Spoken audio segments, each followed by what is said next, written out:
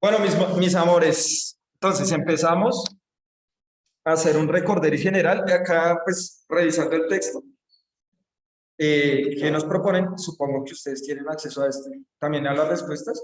¿No? Deberían tener, las necesitan. Lo que pasa es que vamos a ver varias cosas con varios tips, ¿sí? Y esto me está mezclando, cuando estaba viendo, me mezcla como en diferentes órdenes. Entonces vamos a ver algo teórico y después vamos con el texto a resolver las preguntas, ¿listo? Entonces vamos a empezar con lo más dummy de dummies, ¿listo? Dummy de dummies. ¿Cómo se originó la vida en el planeta según la biología? Porque no vamos a poner a discutirnos si fue por Dios, etcétera. Eso es muy respetable, ustedes saben, si quieren creer en esa teoría, pero en la biología hay una ciencia, una teoría muy aceptada. ¿Cuál es la teoría más aceptada de origen de los seres vivos en la Tierra? ¿Cómo apareció la vida en la Tierra según la biología? Espera, uno, dos, ¿alguien más? No. Big Bang, bueno, eso es origen del universo. Entonces eso lo ven de pronto un poco más centrado en física, ¿sí? ¿Sí lo vieron en física? Listo. Entonces, listo. Se organizó hace 13.500 millones de años, ¿cierto? Fue la gran explosión del Big Bang, después empezó a enfriar y la Tierra se empieza, bueno, la Tierra no, el sistema solar, se empieza a enfriar y se empiezan a agrupar los átomos para formar la Tierra. Cuando ya está formada la Tierra, hace 4.600 millones de años, ¿no? ¿Cómo se empieza a dar ese proceso de que empiezan a aparecer los primeros seres vivos? Entonces, lo primero, ¿cuál fue el primer ser vivo que se cree que existió?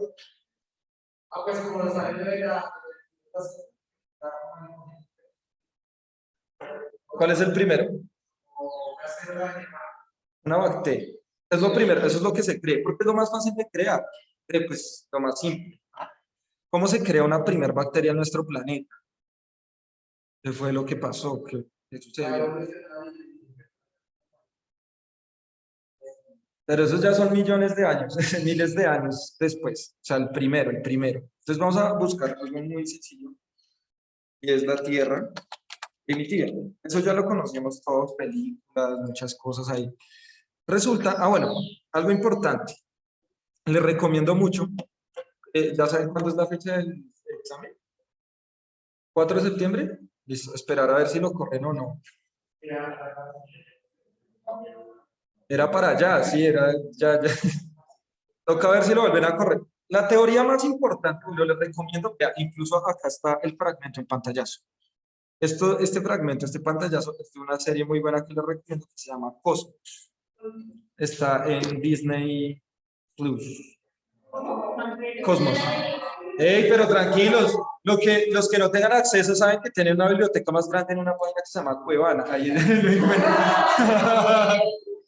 no es pirata, ojo, no es pirata, es versión latinoamericana. ¿Listo? Entonces les recomiendo mucho Cosmos. Realmente es una serie muy corta, son 2 temporadas, creo que cada temporada tiene 13 capítulos. En YouTube no están todos completos, pero puedes meterte a Cuevana y ahí están. Entonces creo que este es el segundo capítulo y nos explican, antes se creía que pues, el planeta Tierra se empezó a formar por el enfriamiento de los átomos y resulta que pues no, hay una teoría de acuerdo pues a la edad de algunas rocas del planeta y resulta que la Tierra fue producto del choque entre 2 planetas, ¿sí? Habían 2 planetas, esos 2 planetas se chocaron y producto de todas esas partículas que quedaron por ahí, pues apareció la Luna y apareció el planeta Tierra como tal, ¿sí? Eso va a ser muy importante porque estos planetas tenían algunos componentes. El componente más importante es el hierro, ¿listo? La Fe, ya saben, el elemento hierro, Fe. Entonces el hierro va a generar algo muy importante en el centro de este planeta. Entonces, cuando ya se empieza a enfriar el planeta y todo eso, miren acá la Luna, la Luna estaba muy cerca al planeta. La Luna cada año que pasa, se aleja 3 centímetros del planeta Tierra. ¿Sí? O sea, todavía está teniendo ese movimiento de ese choque y de cuando se está formando, ¿cierto? Entonces la Luna cada año se aleja más o menos unos 3 centímetros de la Tierra. Entonces en miles de años, millones de años, pues ya va a dejar de ser parte de la Tierra y puede deambular libremente, puede encontrar otra órbita o puede chocar con otro planeta. No, lo de la Luna que se está alejando sí ya está comprobado, la NASA lo ha comprobado. ¿Listo? ¿Cómo? Ah, bueno, digamos, ¿qué pasa si se alejaría la Luna? Pues obviamente cambiaría la gravitación de la Tierra mucho, porque la gravedad que nosotros tenemos también depende mucho de la Luna. Ustedes saben muy bien qué es lo que genera la Luna con el agua, ¿sí o no? Agua, las olas. ¿Sí? O sea, es una fuerza gravitacional. Entonces, cuando se forman las olas, cuando ustedes van al mar, bueno, hay varias cosas. Puede ser el viento lo que genera olas. Puede ser, si son corrientes muy fuertes de viento, puede generar algunas olas. Pero las olas más grandes es cuando la luna está llena. Entonces, digamos, por ejemplo, ustedes pueden estar de día y están en la playa y está la luna. Entonces, ustedes pueden ver olas. ¿Qué es lo que está pasando? Es que la luna intenta atraer cada una de esas moléculas de H2O hasta la luna. Pero llega un punto de altura donde la Tierra le dice, no, esta gravedad es mucho más grande. ¡Pum! La vuelve, generando las olas. Por eso cuando ustedes ven la película Mi villano favorito y se roban la luna, está el mar así, se roban la luna y queda quieto. Por eso mismo. ¿Mm? ¿Qué?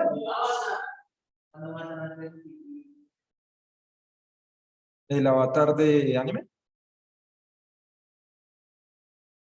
Es que no me la he visto. Ah, es que no quiero defraudarte, pero no me la he visto. No. Ay, ya, no me hagan sentir mal.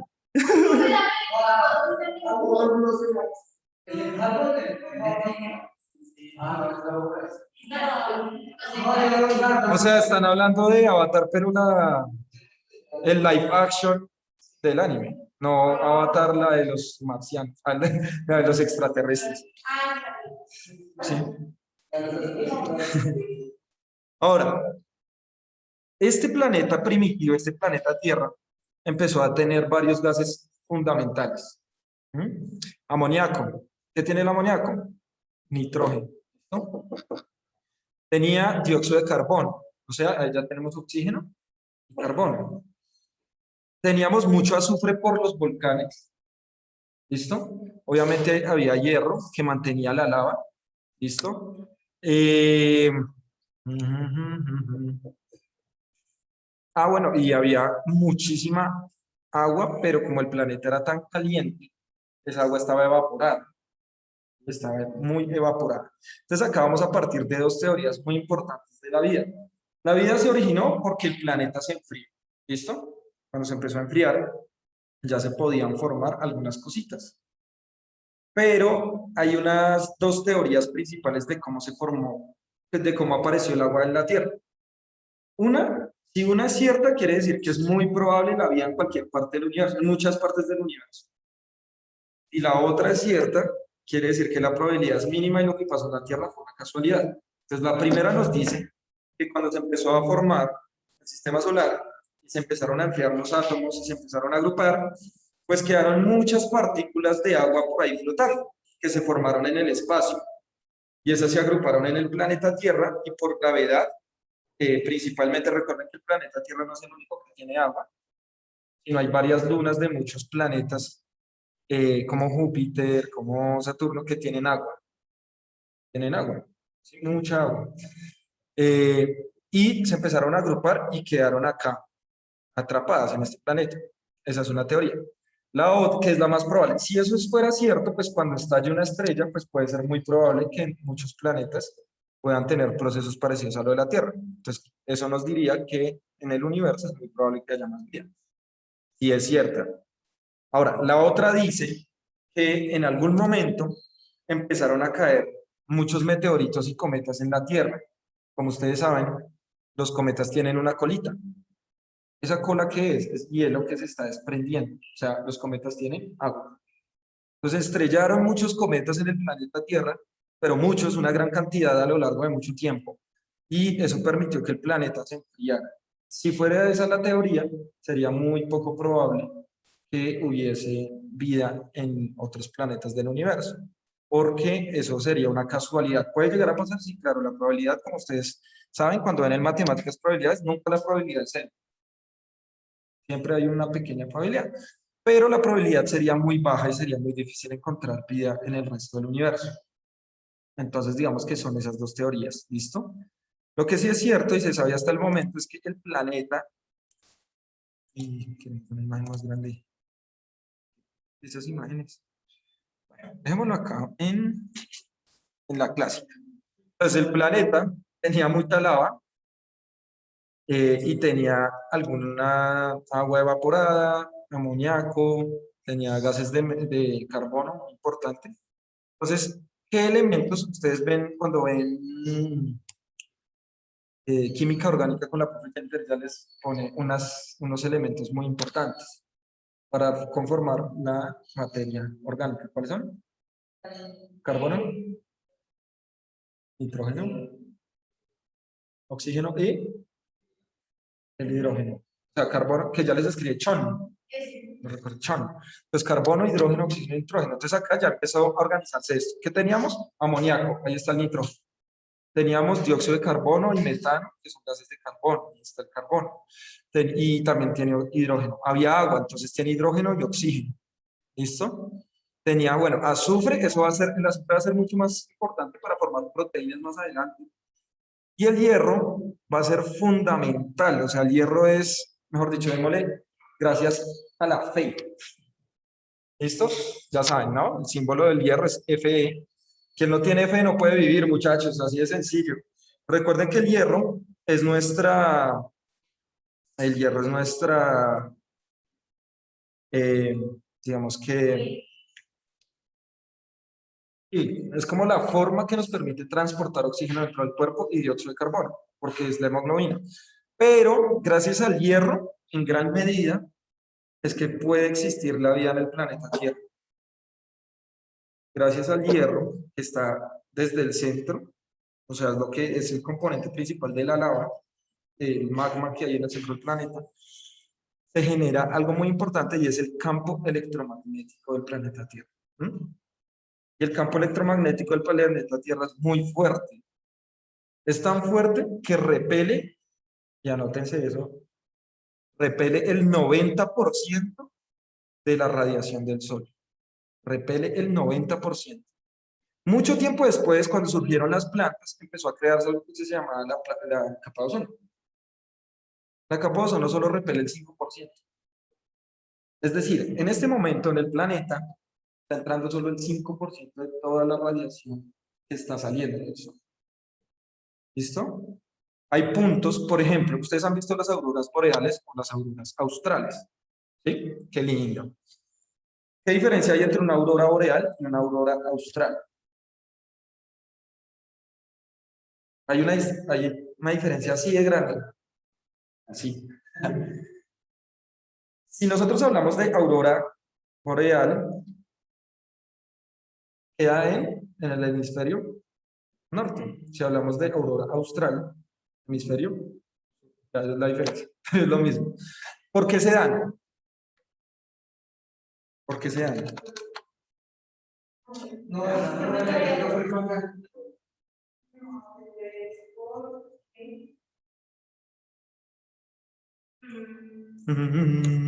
resulta que lo que ustedes están viendo acá es el contacto de la luz del sol, de la radiación del sol con el oxígeno. ¿Listo? Eso verde se ve. O sea, con el contacto de esta luz, el oxígeno se ve verde. Ese es el oxígeno. Así se ve el oxígeno. O sea, vean, en este pedazo de acá lo que hay es mucho oxígeno que está moviéndose. Entonces, ¿cómo se da el campo electromagnético? Para entender un poco. A ver si nos sale.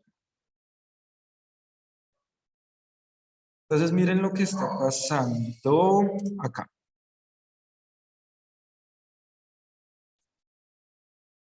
Miren lo que está pasando acá. Sale una gran cantidad, ¿cierto? De radiación y va a golpear a la Tierra. Miren el campo electromagnético de la Tierra lo que hace. Es un escudo que repele los rayos. pero hay unos que obviamente por el electromagnetismo también van a golpear los polos. Van a golpear los polos y esa luz va a golpear ahí y va a entrar a la Tierra. Y eso es lo que va a generar que se dé las auroras boreales, contacto. Pero el resto de rayos está intentando, lo está repeliendo, se está yendo al resto del espacio. Problema de Marte. Marte no tiene un campo electromagnético tan fuerte y tampoco una atmósfera fuerte. Por tanto, la vida en Marte es muy difícil porque está arrasando con todo lo que esté ahí que se pueda llegar a formar. ¿Sí? En cambio, nosotros, el hierro es el que está generando ese campo electromagnético. ¿Listo? Acá, aquí. Ahora, si ustedes van a ir algún día a ver las auroras boreales, van a sentir un frío tremendo y va a estar muy oscuro. Sin embargo, tienen una probabilidad mucho más grande de que les dé cáncer de piel que en otros lugares. ¿Por qué? Pues porque ahí está entrando los rayos puros del sol, la mayor cantidad que en cualquier parte del planeta. No está entrando fotones, o sea, no está entrando luz, está entrando rayos. Bueno, pueden entrar rayos ultravioleta, pero está entrando radiación. ¿Sí? Está entrando ahí, entonces toca usar, obviamente, también bloqueador y toda la vaina, y bien protegidos ahí. Porque entra, ¿cómo? No, no es mala idea, ¿cómo va a ser una mala idea? Lo que pasa es que no puedes estar allá, así, soy el rey del mundo y sin camiseta ni nada. Oh, no, y ahí, Tim, bueno, amigo Tamayo, esta es tu nueva realidad, tienes cáncer. Oh, y no, pues no aguanta, ¿no? Porque la radiación es altísima, ¿listo? Ahora, explico esto para explicar el origen de los seres vivos. ¿Por qué? Porque esto, ese hierro que se acumuló acá, pues que formó el magma, era muy caliente, evaporaba eh, el agua, pero también permitió un campo electromagnético muy fuerte. Después de mucho tiempo, el agua se empezó a condensar, se formaron nubes y empezó a enfriarse un poquito la Tierra, formando los primeros lagos en el planeta. Pero al mismo tiempo, si ustedes han visto la erupción de los volcanes, cada vez que hay volcanes, aparecen rayos, tormentas eléctricas. ¿Qué? La respuesta está en el estado de la materia en el cual se encuentra el, la lava o el magma. ¿En qué estado de la materia está? Estado plasma. ¿Tienen claros los estados de la materia? Los explico brevemente. Molecularmente hablando, molecularmente. Pues podemos decir sólido, líquido, gaseoso, plasma. Molecularmente. Expliquémoslo rápido, ¿sí o no? Esto yo lo voy a subir a mi canal de YouTube, el cual creo que no les he compartido. ¿Sí? No sé, lo comparto en normal. Igual para los compañeros, díganle a los compañeros que no hayan pagado, esto que está totalmente libre, yo lo dejo siempre público y si se lo quieren enviar a primos, amigos, lo que sea, el conocimiento es público, ¿listo? Se lo pueden enviar, se lo pueden enviar, la idea es que el conocimiento sea público. Entonces, muchachos, esta es la imagen que más me gusta. Estamos del estado más frío, acá, al estado más caliente. ¿No? Entonces, como ustedes me imagino, este año, supongo yo, con el profe Alfredo en termodinámica, entonces ustedes saben que a mayor temperatura se expande más la materia. Ahora, ¿por qué se expande más la materia? Porque generan movimientos de los electrones y se liberan más energía, se producen más movimientos. Recuerden que las subpartículas atómicas, como los protones, están conformados por otras partículas más chiquitas, como los hadriones y los quarks. ¿Sí? Entonces, esos tienen energía y a mayor temperatura empiezan a alejarse más. Un ejemplo muy sencillo, ya que ustedes están grandes y fuertes. Entonces, ustedes están arronchados con su novio o novia y está haciendo mucho frío. Entonces, ¿usted qué hace? Se une más, ¿sí? O sea, empieza a cobijarse. Pero si la temperatura, digamos, usted está en un lugar bien frío, como Barranca Bermeja, 35 grados centígrados, ¿no? Y usted está así ahí arronchado y empieza a sentir mucha temperatura, ¿qué quiere hacer? Alejarse. Lo mismo está pasando con las partículas atómicas, ¿listo? Entonces, entre mayor frío haya, pues más se agrupan. Por eso el agua, cuando se enfría, pasa de estado líquido a sólido, porque hay frío, entonces se intentan agrupar los átomos. Pero si nosotros lo ponemos en una olla a presión, la temperatura del fuego hace que se empiecen a alejar entre ellos, como quítese de acá, estoy muy caliente, ¡pum! Y se vuelve vapor. ¿Listo? Digamos, con las películas, digamos, botan una persona hacia diferentes superficies. Entonces, digamos, está el sólido, la persona cae en plancha. Creo que se afecta supuestamente más. Claro. Ya te digo por qué.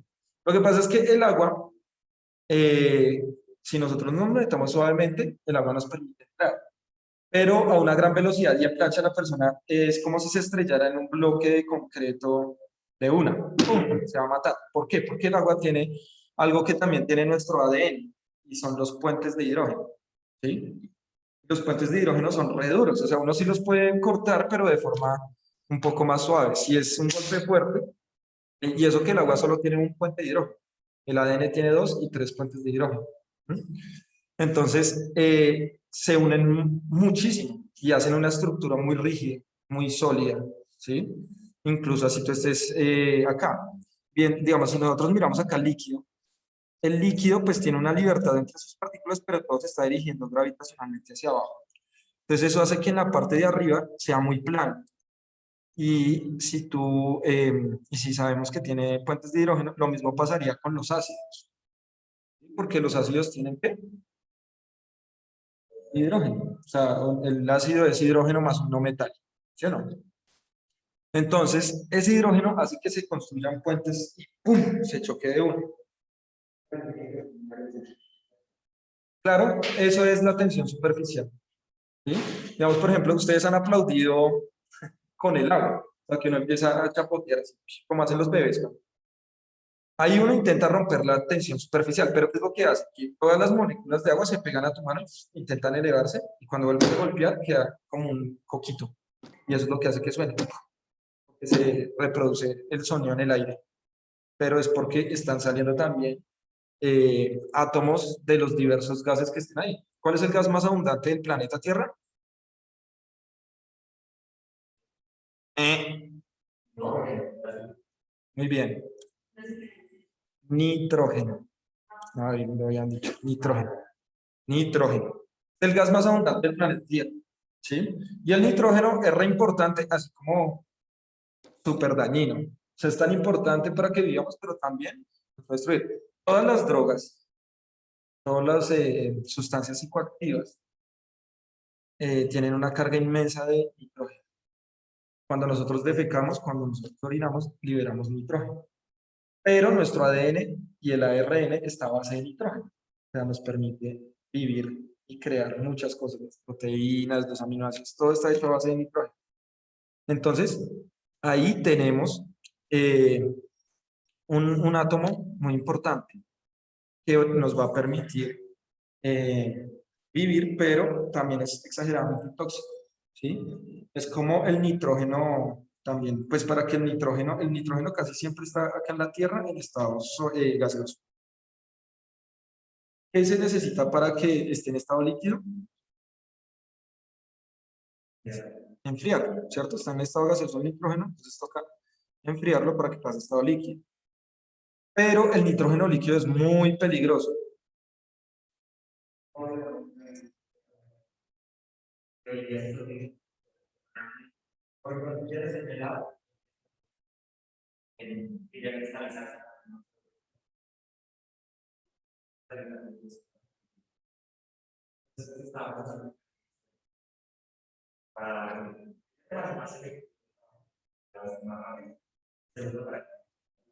Claro, lo que pasa es que, digamos que digo que el nitrógeno líquido es peligroso si nosotros tenemos contacto con él directamente. ¿Por qué? Porque nos va a congelar de uno. O sea, eso congela de uno. Ustedes cogen nitrógeno líquido y se lo venden como en una especie de carro.